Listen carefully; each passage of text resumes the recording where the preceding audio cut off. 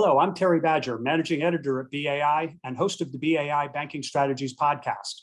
Welcome to BAI's deep dive into a theme of great interest these days in banking, that is personalizing the customer experience. My guest for this piece of our coverage is Anson Vuong, Managing Partner at Gallup, which has done some research into how businesses, including financial institutions, can better personalize their customer interactions. Anson, welcome to the BAI deep dive on personalizing the customer experience. Terry, thank you. Nice to be with you again. So Anson, from where you sit, outside the financial industry, but working with those inside it, what's your general view of the value potential for personalization within financial services? And how are banks and credit unions as a whole doing in their efforts to realize that potential value? Yeah, Terry, I think the potential is immense, especially in financial services. And I say that because it's especially true in industries that are fairly homogenous in its products and services, which I consider financial services to be that. And so the differentiator at the end of the day is this idea of personalization. Now, personalization, I think we can all agree, is a feeling and a feeling of emotion. And in today's world, if you're not, as a brand, providing emotional value, I think you're in trouble. And so when we think about emotional value in financial services, that we can really pinpoint that feeling to really one thought, which is, as a customer, I need you to make me feel like you look out for my financial well-being. And when you make me feel that way, I consider that service personalized. Now, Terry, as we talked about before in other podcasts, that is banks and credit unions don't do very well on that thought. And so today, credit unions, half of members actually agree that their credit union looks out for their financial well-being, and only 25% of banking customers actually feels like they look out for their financial well-being. And so in terms of the value, immense, but also the potential is also immense in terms of the upside the industry can really have around this. The general meaning of personalization is to make something feel unique or something feel specific to an individual, be it an interaction, be it a product or a service. Banking, like so many other industries, relies on scale to be profitable. So do you see an inherent conflict when trying to reconcile the idea of scale-driven enterprises like financial institutions trying to provide individual experiences?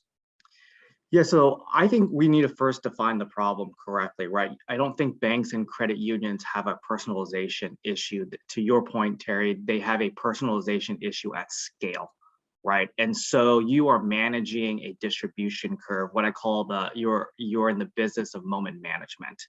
And if you think about how many moments exist in a day for your credit union or bank, it could be in the thousands to 10,000s. And when I say moments, I'm talking about the most prime moment individually between a banker and a customer. And if you look at those moments, we plot that over a distribution curve, you see wide variation between the two. And so what we're really looking at is what I call tilt. How do you get those moments to be net positive versus net negative today over time?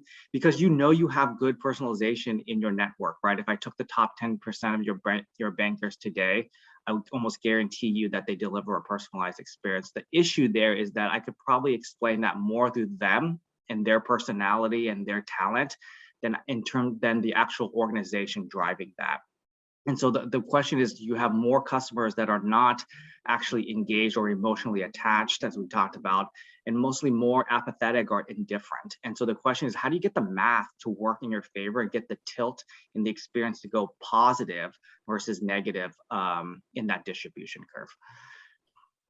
So what's the answer for financial institutions so that they can have it both ways? I mean, both a large business footprint and the ability to connect with their customers so that the customer feels like their specific needs are being met? I think it's culture. And I know everyone listening to this is probably going to roll their eyes when I say culture, right? Oh my God, I can't believe it's culture the answer again to everything, right? It's the C word these days, right? What I mean by culture, though, I think is you can really embrace it further if you just think about it more simply. Culture is essentially local behaviors being coached by local managers. And when we think about it that way, we can really understand how to get the distribution curve to get tilted to the right? If we could get the coaching conversations to be more effective between branch managers or managers in general and the bankers or the call center representatives or whatever, then we can get the tilt that we're looking. So the more we can reflect the coaching effectiveness going on in the organization, the better we can reflect the customer experience on the back end around personalization. Banks already do a lot of coaching. I mean, they do a lot of training. So how much would this kind of coaching be different? How much would it be more intensive, perhaps, than what's already being done? Well, I'd argue, Terry, actually, that most banks don't do coaching. I think a lot of banks have a lot of coaching frameworks. I think they have a lot of coaching playbooks. I think they have a lot of coaching intentions, but I don't think there's a lot of coaching going on at the local level. And the issue is that most managers or branch managers in bankings are not naturally hardwired to coach.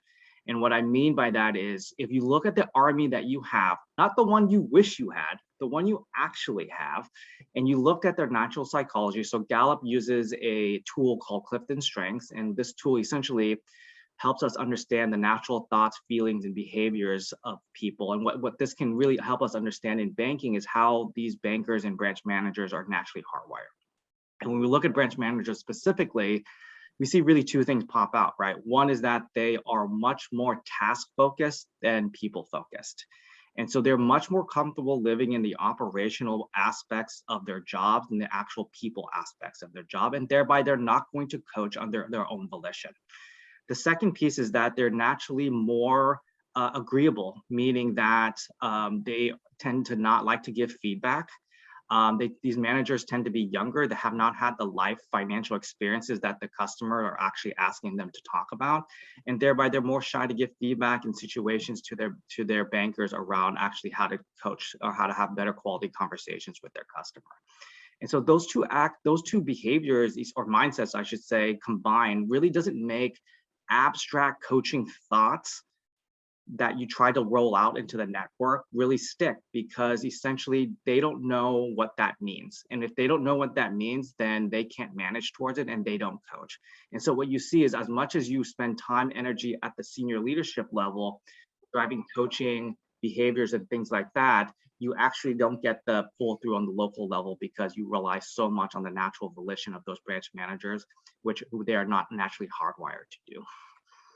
Yeah, so you say, you fight with the army that you have and not the one that you want. But let me ask you, I mean, who are the right people to provide this coaching on the sort of the soft skills that are at the heart of personalization? And how much does this stand to conflict with, say, other training programs at the banks that emphasize the operational side, the day-to-day running of the institution? Yeah, so in the world of customer experience, right, we say that feelings are facts. And so we need to be driving these feelings. And the feelings, like I mentioned before, are going to be driven by these local behaviors being coached by local managers. And so the managers have to be the one to be the unlock as part of this. And what we have to do as leaders at banks is to first define what those local behaviors really need to be, right? We can't have that be abstract values, right? Because if they're abstract values, going into an army that is operationally minded means that they're going to interpret that value however they want to interpret. And thereby you get wide variation in the customer experience, right? And so what you really want to be able to do is define what the behaviors you're looking for in definitive terms, get feedback to the branch manager on how those conversations are going between their bankers and customers, and then allow coaching to happen as part of that. What's different, Terry, about the coaching I'm talking about compared to the coaching that I see in banks and credit unions is that the coaching that I typically see is framed around the HR paradigm, meaning go coach when we experience something around the employee life cycle, like when you hire a new employee, or you give feedback because there's a conflict on the team, or if there's an exit, or if there's a new team dynamic that we have to deal with. But what doesn't happen is that coaching only happens maybe if you add it up 10 times a year at most. What we need to be able to do is multiply the coaching. That's how you get the scale you're looking for. And instead of doing coaching 10 times a year, we need to get them to do coaching 10 times a week, for example. And so that means that the feedback and the coaching framing needs to be around how customer conversations are going and how that is getting fed to the branch manager to coach versus actually just a coaching around the HR paradigm that most organizations have today. It sounds like the branch manager, a lot of the burden, a lot of the responsibility of the framework that you're describing, this lands on the branch manager. But I think, as you've sort of suggested, that branch managers are an extreme example of that operational mindedness that we talked about earlier, because that's how they got to be branch managers in the first place. So how do you turn these task-oriented leaders into effective coaches on delivering a personalized customer experience? You got to make it up. You got to operationalize it, right? And so if the natural mindset is to conduct management through operations, then we're not really trying to turn these branch managers into some type of different person that isn't operationally minded. And so what we're looking for here is that, can we pump a stream of information into the branch manager hand in a way where the banker and the branch manager can see more definitively how well personalization is going in these conversations on a daily basis, and then upskill that manager in a way to coach their bankers towards those feedback. What's different, Terry, about this is that most coaching today around personalization happens in either two ways. One, they get negative feedback from the customer and they go coach that banker. That banker probably doesn't even remember that interaction that they had, that they're getting coached on. The second thing is they have what most banks and credit unions practice, which is side-by-side coaching, right? I sit down next to a banker, I listen to the conversation they have with the customer, and then I coach it. Well, that's my own interpretation of how well that conversation is going. And that my own interpretation, again, through the network, think about how many branch managers you have, is going to create variation, that distribution curve. Again, and so what we need is more objective understanding from the customer's point of view of what this looks like. And when I say customer feedback, I'm not, Terry, talking about feedback at the brand level or at the branch level. I'm talking specifically about the conversation, like between me and you. The conversation would be rated, Terry, if you were the banker and I was the customer, around how I, Anson, felt about you, Terry, in that conversation specifically. And if I could get that type of information and then define the behaviors that I'm looking for more consistently, then I could get the coaching done much more operationally than spiritually in the network.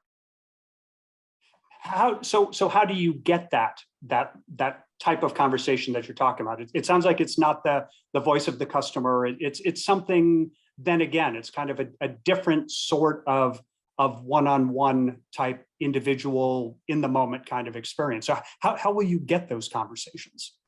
I need to ask customers, right? I need to get feedback from customers post conversation of how that conversation went, and I need to make sure that feedback is pointed directly at Terry in this case, in that example, right? And so I need to have a tool to go do that. I need to get I need to have the right data in that tool to measure the right behaviors that I'm looking for, and then I need to upskill that manager to be able to coach them effectively based on that data and information. The key thing here is that the banker should already know their performance before the branch manager even talks to them, right? Just think about a vision where you have data sitting at the banker and branch manager level around what they're looking at, how their performance is going. And then now you're having a future-oriented conversation of what the behaviors need to be. The interesting part of this, Terry, is most of those conversations almost guarantee you are going to be also not just negative, but also positive. And so you're also coaching towards positive behaviors of what they're doing right, not just what they're doing wrong, which is really key to behavior change in general. And so I just think a more effective tool that can capture that local conversation experience is going to be much more dynamic than, let's say, a typical VOC program that will typically manage things at a very high level, brand level or branch level, that really isn't an actionable level at that local prime level of the conversation, that moment that we're really trying to measure and get the variation and distribution curve skewed to the right. So Anson, so far we've been talking about the human side of personalization. Let's switch it over to digital customer experience for a minute. There's a lot of talk about personalizing the digital banking experience, but what does Gallup's research tell you about how that effort is going, and also about how much of a competitive edge that this could create for a financial institution that does it right? So when we think about digital and personalization, we asked one driver in our studies called is it tailored to your needs, right? And that's kind of the best attribute we've ever seen in terms of the emotion that a human being is looking for in a banking digital application that they're looking to deliver through that specific channel. And what we see in that is that when we ask them, what does that mean? It's not what we think it is. It's not, very niche individualized things that are happening in that specific channel, specifically to how they want to interact with it. What we see is that they really want it just to work. Please just make it work, right? So if I'm trying to move money or check my accounts or do anything that pay my bills, I just want it to work. I want it to be easy and I want it to be frictionless with low effort. And in that case, what we see is that digital becomes much more of a downside experience than an upside experience. What I mean by that is that if you don't perform well in digital, it serves you more to detract from the experience than to actually create advocacy for the experience, meaning that there's more downside than upside potential in that specific channel today. I'm not saying that's going to be true forever, but today we see that more as a basic expectation of basic expectations of customers and members, and not necessarily something that necessarily delivers delight in the experience.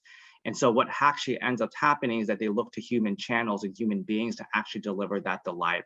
And as we talked about before, that just has high and wide variation today. So it sounds like you're saying that the more reliable path and perhaps the only reliable path for banking institutions to provide the personalized experience that customers want, that has to be done by more thoroughly preparing the bank's human competencies. Is that what you're saying? I'm saying that if that's your strategy, then 100%. Right. If you're a big national bank and you want to win on distribution and technology, I'm not arguing with that. But if you're not that, and you don't have a big R&D budget, this is the only way we see differentiation in the marketplace. Is enabling human potential to deliver the customer experience in a high quality way consistently over the distribution curve that you have today. And you guys, banks and credit unions can do it. And that's how they differentiate. That's how they gain market share. That's how they win in the market. So Terry, I would say, what is your strategy? If you plan to win on digital, go for it. If you plan to be a fast follower, that's great. But where are you going to differentiate? We think it's in the human experience for sure. So, final question here, assuming that a bank follows the steps, they want to be on that path that you described, that we've been talking about here regarding the personalization, assuming that they follow the steps that you lay out, how will they know that they're doing it right? How will they know that they're winning here? Well, one, I want to be able to track the metrics at the most local level. And so I want to be asking customers feedback about that and tracking that over time. And so one, I want to understand how well are we performing, absolutely. And I also want to understand the variation. Is my distribution curve, as I mentioned, still wide and varied? Or if I'm moving that curve to the right and is it getting tighter? What we see for the best organizations is that their distribution curve is actually not normally distributed. It's a ski slope, where you see most of the moments positively skewed to the right and then a long tail on the back end. What we see most average to poor banks and credit unions look like is that they do have a normal distribution or a distribution that tilts to the left. And so what we want to be able to do is get to that micro moment. What I don't want to be measuring is averages at the brand level or at the branch level, at the overall branch level, right? Your customers or members don't experience averages, they experience their moments. And I want to understand those moments at the most micro level. And so what I would say, Terry, from any CX practitioner standpoint, is that they're dedicated and infatuated with this and maniacal about this idea of variation. And for you to understand that variation at the most micro level is the key to understanding success in this area. Yeah, so it sounds like this is a very different way of thinking about things that a lot of banks are not going in this direction right now. They're thinking more about trying to turn the digital experience into a parallel for the humans. But it sounds like from your perspective that is really not a long-term winning strategy if that's the way you want to do it. So Anson Vuong, managing partner at Gallup, thank you again for making the time to join us and for sharing your insights on BAI's deep dive into personalizing the customer experience. Thanks, Terry. And for all of you who are watching, we hope you found Anson and my conversation to be time well spent. Thanks again for being with us and enjoy the rest of your day.